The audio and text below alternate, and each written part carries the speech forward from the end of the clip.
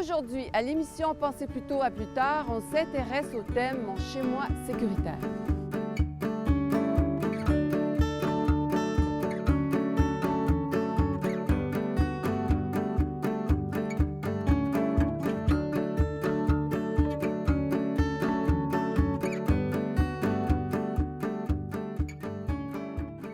Ici Marie Toupin. On sait que la majorité des personnes veulent rester le plus longtemps possible dans leur habitation.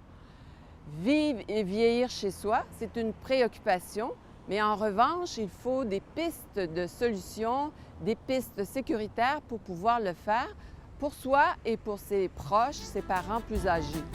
Pour en savoir plus par rapport à une habitation accessible et sécuritaire, je rencontre Hélène Tremblay, chargée de cours à l'Université de Sherbrooke et ergothérapeute à la Cure. Un ergothérapeute en français, on ne sait pas trop de quoi ça va retourner. Par contre, si on utilise le mot en anglais, occupational therapist, là, on se rend compte que c'est la thérapeute de l'activité ou de l'occupation. Des lieux. Oui, de l'occupation. Donc, ce qu'on va regarder, on va regarder 3 volets. On va regarder la personne, comment la personne fonctionne, ses capacités physiques, ses capacités cognitives. On va regarder les tâches ou les occupations qu'elle a à faire. Dans le cas d'une personne âgée, souvent, il y en a qui travaillent encore, mais la majorité, c'est s'occuper de son chez-soi. Puis ensuite de ça, on va regarder l'environnement. OK? Qu'est-ce qui, dans l'environnement, pourrait être modifié pour permettre à la personne de faire ses occupations? On peut jouer soit sur la personne, sur ses occupations ou son environnement. Puis ici, on est dans un lieu particulier pour l'ergo. Et est-ce que tu peux nous en parler davantage? Ici, nous sommes à la Cure. C'est la clinique universitaire de réadaptation de l'Estrie. Ici, nous sommes dans les locaux de la physiothérapie. On peut venir quelquefois en ergothérapie pour faire des évaluations parce qu'on a des escaliers ici avec les barres d'appui ou les barres d'appui directement pour pouvoir évaluer les capacités de déplacement de nos personnes. Donc, c'est un lieu de travail. C'est un lieu de travail. Montez les marches comme vous faites à la maison. Oh. On va juste se redescendre. Ça va être bien important de prendre appui comme ça, puis de peut-être utiliser votre jambe plus forte en premier pour monter. Voilà. Puis on redescend de la même façon. Super! Maintenant, si je veux rendre mon domicile ou je veux évaluer si mon domicile est sécuritaire, comment je procède? Il y a comme 2 volets dans la sécurité au domicile. Il y a d'abord l'accessibilité. Si vous voulez que le domicile soit sécuritaire, il faut passer d'abord qu'on soit capable d'accéder au domicile, c'est-à-dire entrer ou sortir. C'est aussi important des 2 côtés. Et est-ce qu'à l'intérieur de la maison, on peut se rendre dans toutes les pièces? Ça va être important de vérifier l'encombrement, la luminosité ou ces choses-là. La sécurité, chaque personne a sa définition personnelle de la sécurité. Alors, ce qui est important de regarder quand on est en ergothérapie, c'est le continuum de vie de la personne. Est-ce que ma personne a toujours été relativement à risque, mais son risque ne s'est pas modifié avec le temps? Ça, ce n'est pas quelque chose qui peut être inquiétant. Ce qui est inquiétant et qu'on doit se questionner sur la sécurité, c'est quand il y a un bris dans le continuum, c'est-à-dire que là, les personnes autour trouvent que c'est de moins en moins sécuritaire, sont de plus en plus inquiets. À ce moment-là, c'est important de consulter justement pour que ce soit pour soi ou que ce soit pour un proche, pour évaluer la sécurité qu'on a à notre domicile.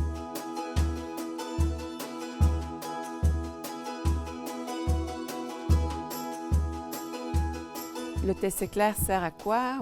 Le test éclair a été monté basé sur des instruments, là, comme nous ici à l'université, on dit standardisés. Mais c'est vraiment, on fait le tour des pièces, puis c'est vraiment un indicateur qui vous donne une cote, qui va vous dire, bien, à partir du moment où vous êtes en haut de cette cote-là, vous n'êtes pas à risque.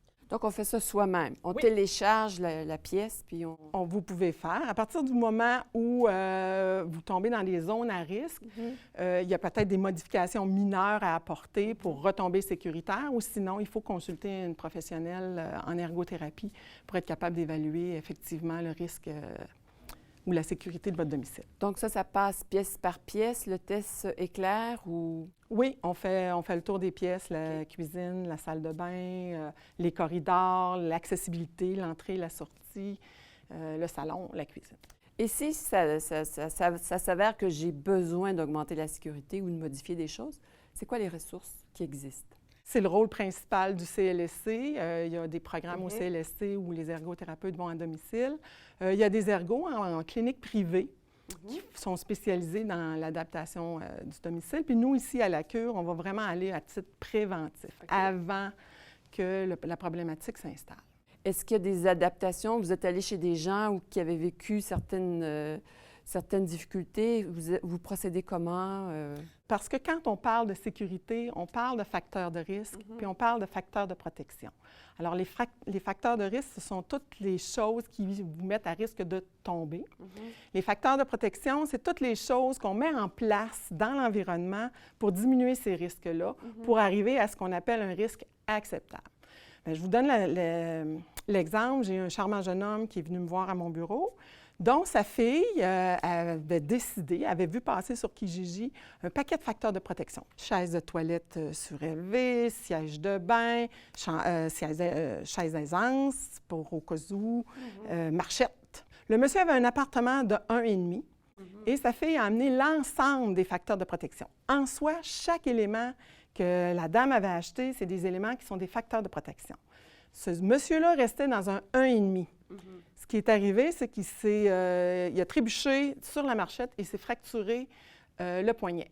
Donc, les facteurs de protection sont devenus des facteurs de risque parce que son appartement est devenu très, très encombré. On dit trop, c'est comme passer. Exactement. Qu'est-ce qu'on pourrait dire aux auditeurs qui se disent peut-être que chez moi, c'est pas si sécuritaire ou si je veux prolonger ma vie dans mon lieu d'habitation? Quel message on leur passerait? C'est souvent important de déterminer qu'est-ce qu'on veut faire à long terme. OK?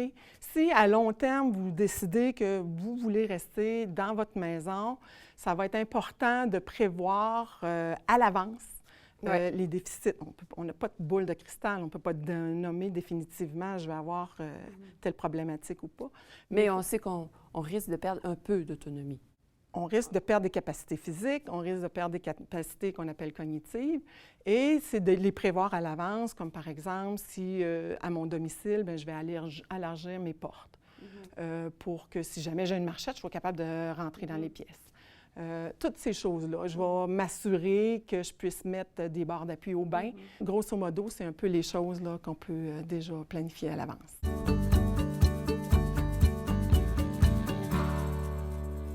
Pour témoigner du processus de penser à plus tard au niveau de l'habitation, j'ai rendez-vous avec Serge Bergeron, président de l'AQDR Sherbrooke et initiateur du projet Penser plutôt à plus tard. Qu'est-ce qui a été l'élément déclencheur pour penser plutôt à plus tard au niveau de l'habitation?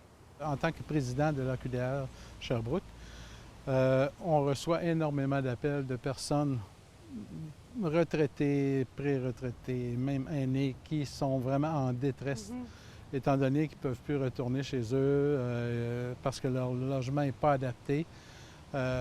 Ou pas sécuritaire. Pas sécuritaire, ils ont des marches, ils ne peuvent plus monter les marches, ils sont cassés une hanche, peu importe.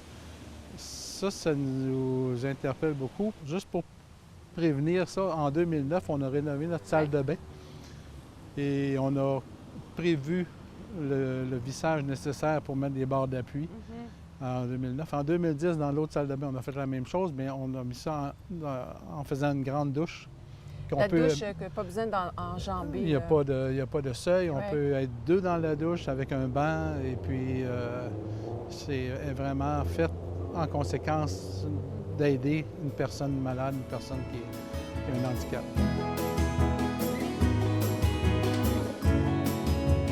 Vous deviez faire des aménagements, des rénovations, mais en pensant que peut-être la situation va changer. Est-ce que vous avez un plan pour modifier plus de parties de la maison? En fait, j'ai quelques plans. OK. En parlant des marches, parce qu'on a une maison à étages, on a 4 étages. OK. En fait, on appelle ça un split. On peut se déplacer avec des chaises mobiles dans les marches, qui existent vraiment. Et le deuxième plan, un peu plus coûteux probablement, c'est un ascenseur en monte-personne. Donc, vous avez évalué la faisabilité des deux? Les deux sont faisables. Je n'ai pas un plan d'ingénieur encore, mais ça pourrait se faire, les deux. Puis si on parle de l'entretien ménager à l'extérieur, on peut faire tondre, on peut faire déneiger, on peut faire entretenir les plantes. On veut rester à la maison. Vous avez pensé quand même à soit vendre, soit rénover, adapter et utiliser des services complémentaires pour vous soutenir. Vous avez C'est ce qu'on a en tête, étant donné qu'on veut la garder. On aime notre maison. On a fait 33 ans qu'on vit là. Ouais. Et puis, on ne veut pas déménager de place autant que possible. Si vous aviez à passer un message aux personnes qui nous écoutent, pensez plutôt à plus tard au niveau de l'habitation, vous diriez quoi? Regardez dans votre entourage.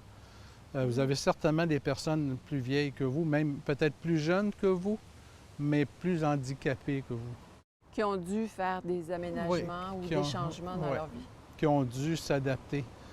J'ai ma sœur qui s'est retrouvée du jour au lendemain handicapée suite à un AVC. OK. Et puis elle n'est jamais retournée chez elle. C'est vraiment un choix de vie qu'elle ne voudrait pas faire, là. Donc, il faut avoir une espèce de plan B ou en tout cas, du moins avoir regardé ce qui ferait notre affaire au niveau de l'habitation. Effectivement. Effectivement, ça prend un plan B et même peut-être un plan C, là, qui est pas, des fois pas désirable, mais Ouais. on peut toujours le mettre sur papier. Puis vous pouvez faire des listes aussi, ce que vous voulez et ce que vous ne voulez Ouais. pas. Ça peut aider à se faire une idée, de faire un choix, là.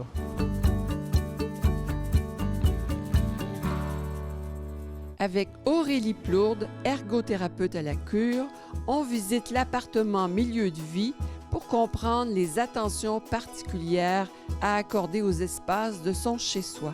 Le milieu de vie a été conçu pour les étudiants en ergothérapie de l'École de réadaptation de l'Université de Sherbrooke. Donc, c'est un endroit où les étudiants vont venir pratiquer leur évaluation, leur intervention avec des patients. On a différents milieux, donc différents contextes. On a une chambre, on a une cuisine, on a une salle de bain qui visent à faire vraiment créer un contexte réel. Un contexte d'appartement comme beaucoup de gens ont. Comme ils ont à la maison.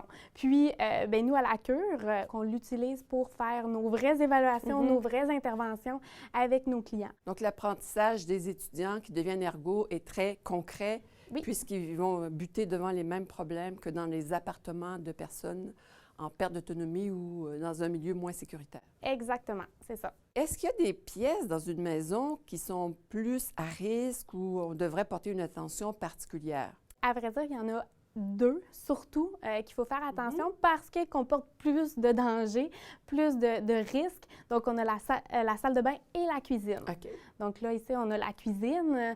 La cuisine, on sait, il y a un four, il y a de la chaleur, il y a de l'eau chaude. Donc, c'est vraiment important. Il y a des outils aussi coupants.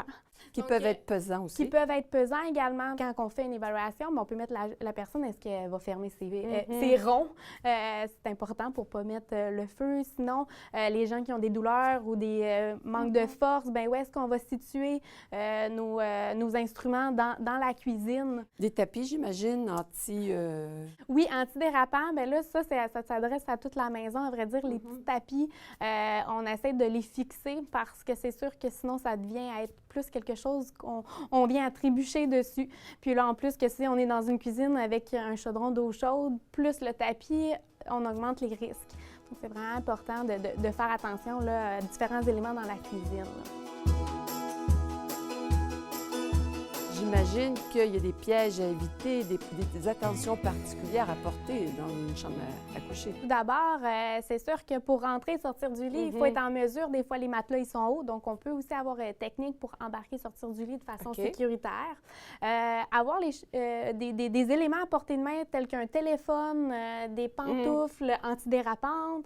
Ça peut être pratique également s'il arrive quelque chose dans la nuit. C'est important de l'avoir tout près. Chose à regarder, il faut faire attention aussi à avoir un espace dégagé pour aller à la salle de bain, parce que ça arrive souvent pendant la nuit d'aller à la salle de bain. Donc, espace dégagé et aussi éclairé. C'est sûr qu'ici, dans la chambre à coucher, la salle de bain quand même près. C'est un avantage. Oui, mais c'est un avantage. Pas toujours. Non, exactement. Parfois, il faut emprunter un corridor, donc que le corridor il soit éclairé. Ça peut être également pertinent. Et là, on voit plusieurs fauteuils. C'est dans un but éducatif. Ils servent à quoi, les fauteuils? Bien, c'est sûr que là, présentement, il y en a beaucoup, mais c'est pour faire recréer les fauteuils que les gens peuvent avoir à la maison. Les gens ont souvent, sont confortables dans leurs vieux fauteuils, mais ils viennent plus mous. Il faut aborder ces sujets-là, ces éléments-là, parce que les gens ont parfois de la difficulté à s'asseoir ou se relever. Donc, on peut enseigner des techniques pour s'asseoir et se relever de façon sécuritaire ou apporter des modifications pour faciliter le quotidien des gens.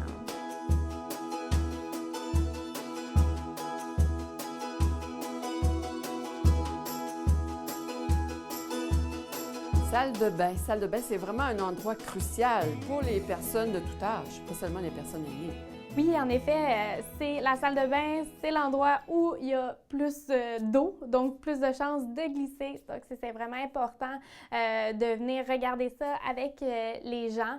De un, bien là, on a le bain, la douche.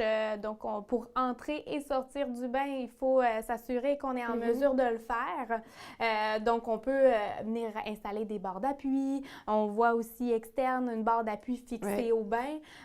Donc, on peut aussi le milieu de vie nous sert aussi également à venir voir les techniques pour entrer et sortir du bain parce qu'il y en a en effet qui sont plus sécuritaires que d'autres. On peut aussi recommander des bancs pour les gens qui ont difficulté à s'asseoir dans le fond du bain. Donc là, on voit des planches ou des bancs de bain qui permettent de ne pas s'asseoir dans le fond du bain parce que c'est trop difficile de se relever. Et après ça, bien, c'est sûr que pour l'eau, des tapis antidérapants à l'intérieur du bain.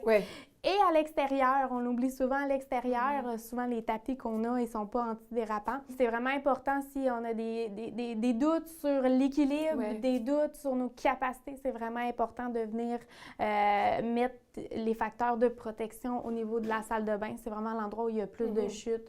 On va penser aussi à la toilette. Parfois, si on a des difficultés à se relever de la toilette, on va prendre appui sur la tablette qui n'est pas assez solide. Pas assez solide. Donc, on peut venir aussi ajouter des appuis, des appuis-bras pour ça. Donc, puis, bien, c'est sûr que moins elle va être encombrée, notre salle de bain, mieux ça va être.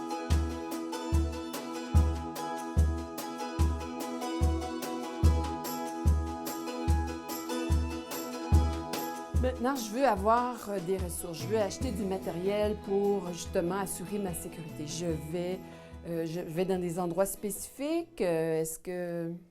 Il existe des magasins spécifiques spécialisés dans des équipements comme on voit ici. Il y en a également dans les pharmacies. C'est certain que c'est toujours mieux de consulter un spécialiste avant d'en acheter parce que est-ce que c'est ça qui nous convient réellement? Donc, c'est sûr qu'avoir des conseils, c'est toujours idéal. Pas nécessaire d'aller avec le gros armement contre... Non, parce que là, on vient encombrer, donc si c'est pas nécessaire, on n'est pas obligé d'en mettre trop non plus. Est-ce qu'il y a des ressources en ligne qui peuvent être disponibles pour les gens? Tout ce qu'on a parlé aujourd'hui, mais ça se retrouve également dans les vidéos qu'on a fait, des cours vidéo qui disent à quoi penser dans chaque pièce, quoi mettre en place, à quoi penser. Donc, c'est un beau résumé qu'on peut faire.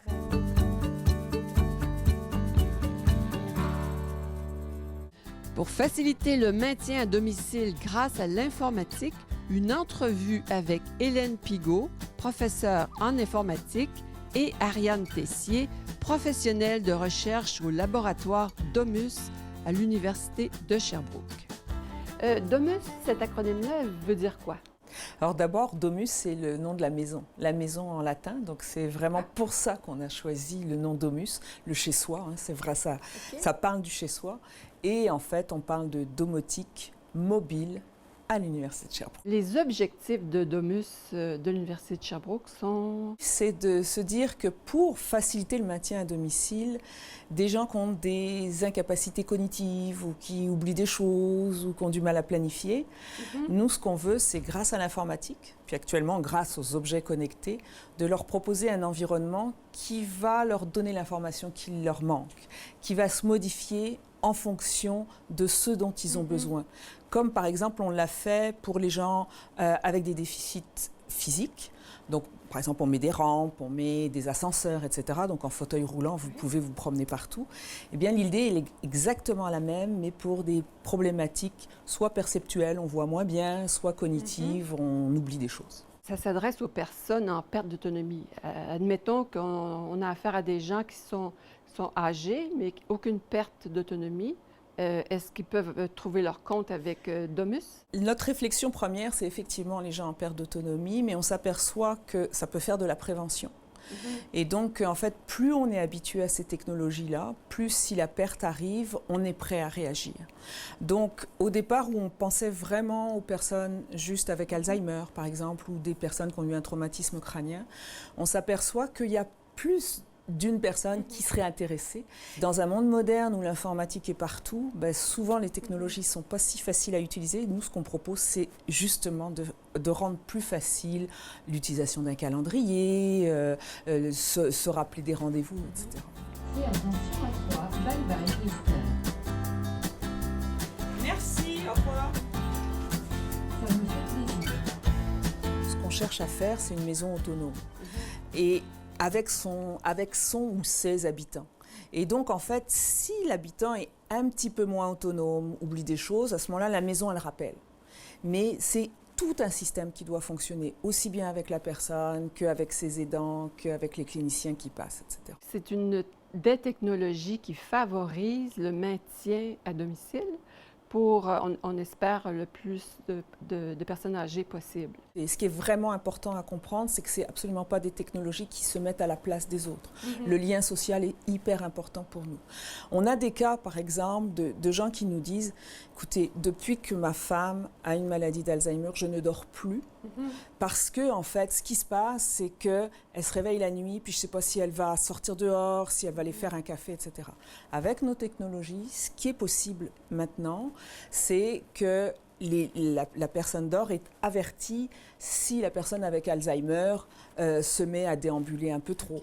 Mais tant qu'il n'y a pas de risque de sécurité, c'est le système qui dialogue avec la personne avec Alzheimer.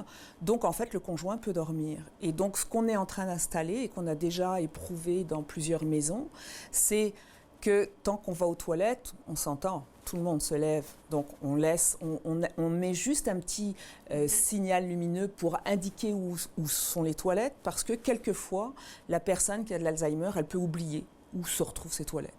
Puis après, on met un signal ou de la musique pour temporiser, pour calmer. Et ensuite, quand on sent que la personne elle est prête à se recoucher, on lui propose de retourner à sa chambre par des signaux lumineux.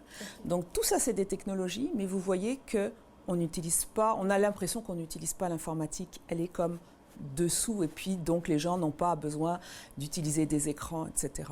Mais et d'une, ça sécurise la personne avec Alzheimer et deux, ça sécurise son conjoint. Ici, la technologie doit se faire discrète afin que la personne se sente réellement chez elle. On ne trouve donc aucune caméra de télésurveillance. Plutôt, on emploie des capteurs, des détecteurs de mouvement et des microphones. Puis des outils informatiques guident la personne dans ses activités quotidiennes. Et c'est une approche très respectueuse et évolutive, j'imagine, parce que si la personne développe d'autres conditions, vous devez modifier les systèmes. On s'est aperçu qu'il y a des gens qui fonctionnent mieux avec des lumières, puis des gens qui fonctionnent mieux avec des messages. Des messages, donc on a déjà eu une personne où en fait c'était sa fille qui avait enregistré un message et qui disait « Maman, tu peux te coucher, c'est la nuit ». Donc déjà c'est évolutif par rapport à ça. Surveillez la cuisson sur la cuisinière. Surveillez la cuisson sur la cuisinière. Fermez-le ou l'air en vide ou placez un chaudron dessus. qu'il y a des technologies qui favorisent la sécurité, un chez-soi sécuritaire? Bien justement, on s'est rendu compte à travers les projets de recherche qu'il y a peut-être des éléments qui sont importants et utiles pour la vie de tous les jours des personnes, entre autres la sécurité du bâtiment. Donc, verrouiller les portes, par exemple, vérifier les dégâts d'eau, aussi d'avoir une cuisinière sécuritaire qui peut s'éteindre par elle-même en cas d'oubli. Ces technologies-là doivent être assez coûteuses. Est-ce qu'il y a moyen d'avoir accès à des programmes de financement? Ou... C'est ce qu'on est en train de regarder. Parce que, bon, la coopérative est très récente. Elle est née le 18 août 2018. Nous sommes en train de réaliser le plan d'affaires actuellement et afin de débuter un certain pré-démarrage pour un démarrage officiel dans 6 mois, 1 an. Donc, c'est la population de l'Estrie, du Québec au complet, qui peuvent avoir accès à cette coop ou... Pour l'instant, on recrute des membres qui sont intéressés à promouvoir le projet. Mais effectivement, on a des clients qui sont un petit peu partout, Sherbrooke, Montréal et un peu ailleurs au Québec. Et les perspectives d'avenir pour la question de la domotique et le maintien à domicile des aînés? Pour la coopérative, ce qu'on trouve très important et ce qui est inscrit dans notre mission, c'est de rendre accessibles les différentes technologies au plus grand nombre. Donc, de trouver des moyens pour financer les personnes qui auraient moins d'argent pour pouvoir se payer les différentes technologies. Par exemple, on peut habiter chez soi ou on peut habiter dans une coopérative d'habitation. Est-ce que ces technologies-là peuvent aussi être introduites? Ce qu'on est en train de regarder, c'est aussi bien de regarder chez soi, donc une personne seule ou avec son conjoint, ou aussi dans des résidences qui peuvent être coopératives ou qui peuvent être des résidences privées. Et dans les coopératives, ce sur quoi on veut mettre beaucoup l'emphase, c'est l'intégration dans la résidence et dans le réseau d'entraide. C'est qu'on s'aperçoit que ce qu'il y a de très particulier aux coopératives, c'est que les gens s'entraident entre eux. Et ce qu'on veut leur fournir grâce à ces technologies, c'est un moyen de mieux connaître les besoins de chacun. Si, par exemple, j'ai mon voisin qui revient d'une hospitalisation, avec la technologie, je vais savoir si ça se passe bien ou pas. Puis, je n'aurai pas besoin d'aller cogner, comme ça se fait actuellement, toutes les 3 heures pour voir « Est-ce que ça va bien? Tu dors ?» Et donc là, grâce à cette technologie-là, eh bien, on va pouvoir aider le réseau. C'est des attentions technologiquement supportées. Oui, tout à fait. Merci d'avoir été des nôtres. À notre prochain rendez-vous, nous aborderons ma condition physique et cognitive. Sur ce, l'équipe Pensez Plutôt vous dit à plus tard.